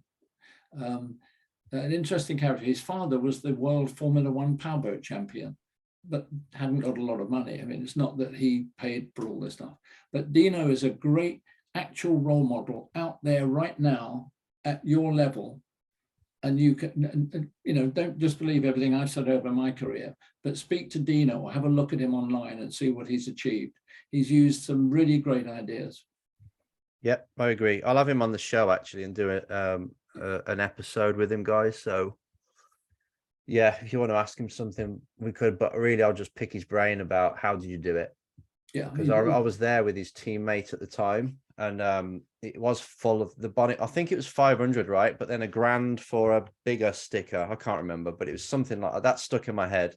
And he had this huge network meeting at the end of each year, didn't he? Where he had the car, a big thank you dinner. It was all everyone was dressed up well. So then they were kind of doing business with each other. Maybe it was a bit networky, and they loved it. Good example. Yeah, that's a really cool way. And he said as soon as he got home from the race weekend, like the Monday morning, he would put his business hat on, right? The helmet came off, the business hat came on, and then he was back on the phones trying to get in touch with people just from Bristol, which is obviously his hometown. But the one thing I will repeat is, and it's so important when you're starting a career and developing, I know it's common sense, but say thank you to people when they help you. You'd be amazed what a difference it makes when you're older and you give a little bit of help to somebody or whatever. It's nice. You don't need a present or anything, but just a phone call or a little line saying, hey, thanks for that. Really appreciated it. But so many kids, it's take, and you get the feeling, well, why would I help again? You know, and believe me, that is, as you get older, that becomes important in life. And that can even just be like to your karting sponsors. It's a newsletter as well. Just, you know, once a month, just something keeping them involved. You got all their names on the bottom.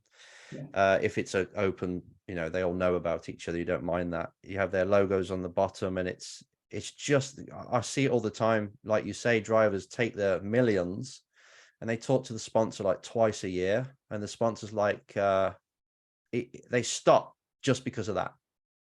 It's ridiculous. It's like, it makes kind of business sense, but actually I could just put it on a different driver's car. It doesn't make any difference, but I like this guy.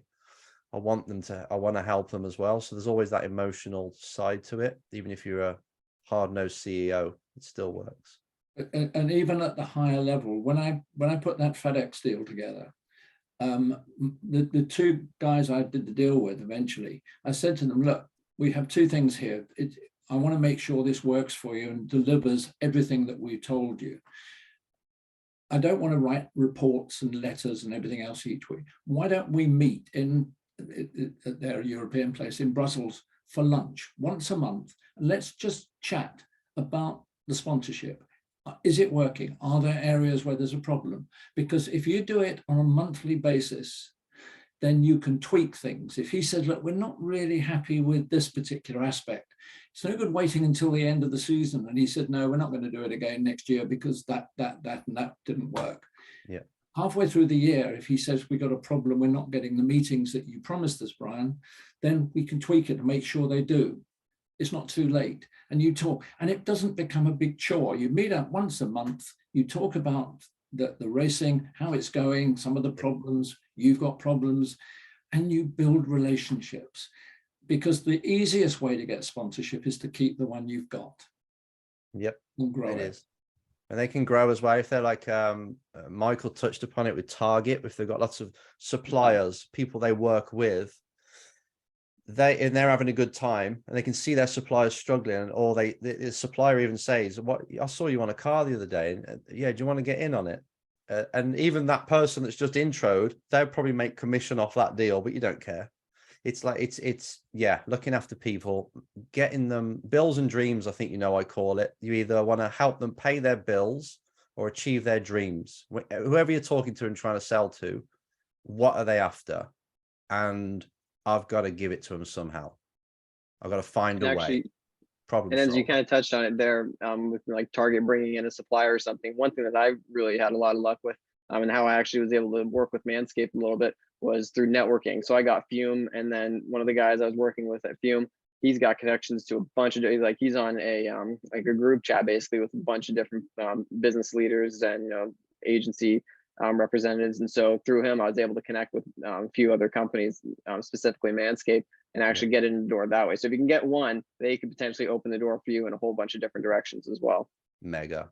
And it does come down to you, like Shark's Tank, Dragon's Den, whichever one you watch. And I suggest you do watch it because it's got lots of sales in there, and how business people think.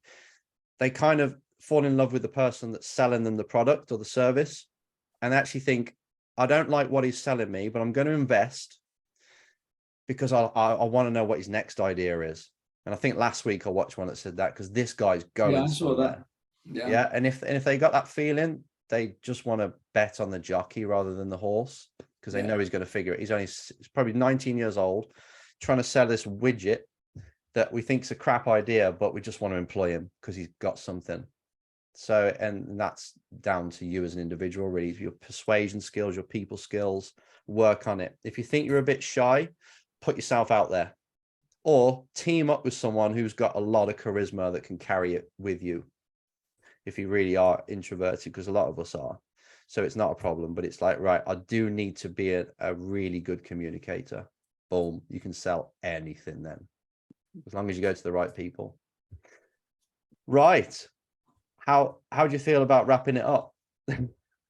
Have you extracted enough from it, boys? Yeah. Happy? Yeah, it's been good. Thank you. Yes. Any final thoughts before we go? One quick question. Go on. Well, maybe not so quick, but have you got any tips for overcoming the environmental concerns that potential sponsors might have with, sponsoring people? Because there's a lot of things that might, a lot of appeal to companies by being eco-friendly and that kind of stuff. Yeah, I think championships are under the threat of it now. F1 wants to be carbon neutral by the time, is it 2028? I can't remember now, but that's their big drive to do that. That basically is them crapping themselves, because they're going to go out of business if they don't do it. So it's a lot of pressure from everywhere. We've got Formula E, obviously. There's lots of different championships now. So I think that the industry as a whole is actually listening and being forced to change. Some of the products in the tires are changing now, so we're having trouble getting the tires because they're changing, they're taking a lot of the materials out. So it is all changing for us. So if you've got someone who's a bit sensitive or really wants to push marketing in a cleaner way, find a championship that's good for them. I think there's even an e-karting championship. So don't worry, the industry is changing. You just have to, again, once you sit down with someone and they express that concern or that goal, it's up to you to find where to place them in the sport. It might not match your dream, but it doesn't matter. You bend. Okay. And I've actually tried this on a few of mine, where I've got this thing where it's called racing to reduce plastic. Grow up at the beach, see plastic everywhere, and it's something that I actually really care about and something I've wanted to implement. So you could even try and do some, something like that, even if you're in, like NASCAR or something that's not environmentally friendly, but you could maybe bring something into it like that, or the tree planting idea. Plant trees, outside man. Things.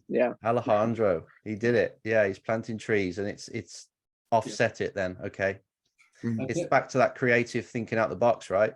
Yeah, Yeah. one other point along the same lines or similar lines, and that is one of the areas to get involved with in the sort of the changing world I've found, and that is companies love to be associated with education. And if you can show them how you're working with students, you're working with the university, you're working with the college, you're involving them, you're taking students and getting them on sustainable programs. They love ideas like that. You don't necessarily have to tell them what they have to do, but say, well, look, there are two ways here. Yes, you might find this is not as sustainable as you'd like. You can either walk away from it, or why don't we do something where you can change it? And let's set up maybe an educational program with some of the local schools and get them to do, projects on it. You've got to think, you've got to constantly think of ideas and stretch your mind on there. Too many people go the same old route with sponsorship, and I take that right up to and including Formula One. Yep. Yes. Right then. Can I just one quick one, quick one to Brian.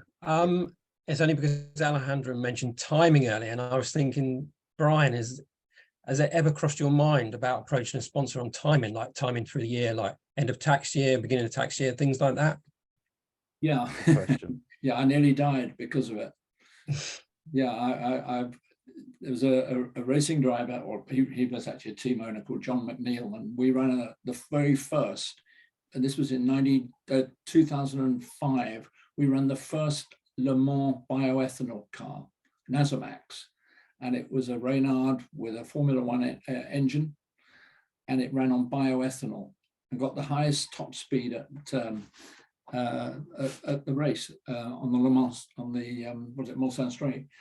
And we were approached afterwards by an organization in Italy to come over to Milan to talk about how would we like a big sponsorship, because there's this guy in Italy who every tax year has a lot of cash that he wants to get rid of. And we eventually ended up almost running from the restaurant when the guns came, a gun and money came out of a briefcase. Seriously, if any of you want to read it, my autobiography came out a couple of years ago. It's called "You Don't Have to Be a Champion to Be a Winner," and it's one of the many tales that I had about crime in Formula One, and we had to run for our lives in that one. Yeah, so. Yeah, I mean, I've heard that it's like midway through the year, I know what you mean. Marketing company are talking about the following year. Yeah. So yeah. Speak to an accountant on that, because you've got to really know what you're doing if you're going to bring that up with a company. I've never done it, but I do know that some companies do have money to spend at the end of a tax year and it suits them. You've got to know what you're doing. If you get involved in that and it goes wrong, it ends up in a very messy way. So my advice to you was seek somebody who knows what they're talking about on that. I don't. Yep.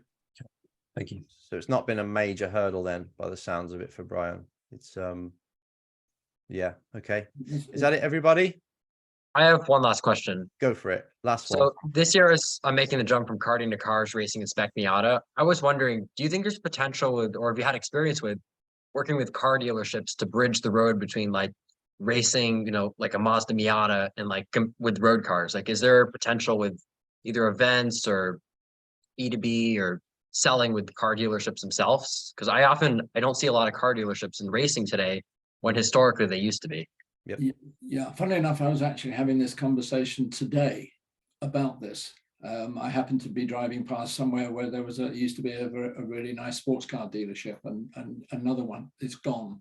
I think dealerships are going through some pretty tough times at the moment. They will know the motor racing world, and you bet your bottom dollar if they want to be involved, they'll find a way of getting to somebody in it. I'm not saying don't, but I think it's probably not the best time or sector that I would choose as a prime target for getting partners on board. Other than if you've got a big sponsor and then it's a company and that company buy 25 business cars a year, then it's a different story. B2B is still, it's an area I've been particularly lucky with. B2B showing people how they can get business by doing business with another company and putting the two together. That is still a great way of doing business, and it hasn't changed really. It's still there. The way they do it may be a little different, but B2B is still an area I think is totally and utterly untapped in motorsport. One thing I'll add to that, because I'm also located in the LA area. I actually tried to reach out to a bunch of Mazda dealerships for a Miata season a couple years ago, and again using the mail track techniques and stuff. All of them pretty much opened at once, and that was it. Even the follow-up emails couldn't get their attention no matter what I tried, and sending the deck, not sending the deck, even calling them a couple times, just kind of got put on hold. Couldn't get their attention. So I wouldn't put too much energy into that unless you have, like I said, like Brian said, a B2B deal or just something super creative. But yeah, like when I tried it in this area, couldn't really get their attention that much. So just keep in mind. Yeah. Final point on there. When I was at the BRDC training program that I was running at Silverstone, which Dino cottoned onto, very interesting. The following year, I went back and did another course, and I ran through some of the sponsorship deals that I've done as case studies, actual deals, and one of them was Formula Ford, and it was the deal that allowed me to turn professional in Formula Ford. It was a huge deal, and very interesting.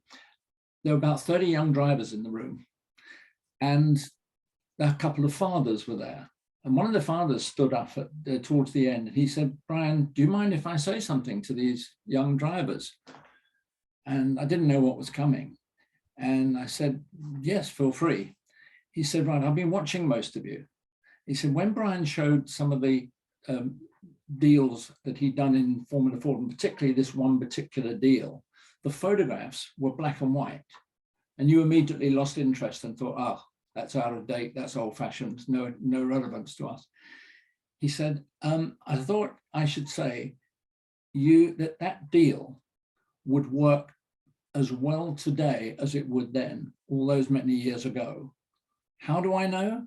Because I am a director of that company right now. And if somebody came to me with that deal, I'm not saying I would go ahead and give them a check and do it, but it would interest me because it is so relevant today." And that company was a company called SodaStream. They're back, yeah. Do you remember SodaStream? Yeah, they've come back now. They're starting to market, by the way, so you might as well tap them up. Yeah, the SodaStream deal, and if any of you contact me, I'll tell you a little bit about how I did it in terms of the relevance. That deal allowed me to get the full budget to do a full national series of Formula Ford, which was 90 races in the year. Can you believe in those days? Over 3 championships. And at the end of that was the first part. But secondly, because I proposed that they should use the car as a platform in stores to help sell products and do promotions, and said to them, "Look, you've probably got a staff problem in terms of people taking the car there and unloading it and all that. I'll do all that if you pay me a salary full time." And then I got not only a full budget, I got a salary to run and go professional on the whole Lovely. thing.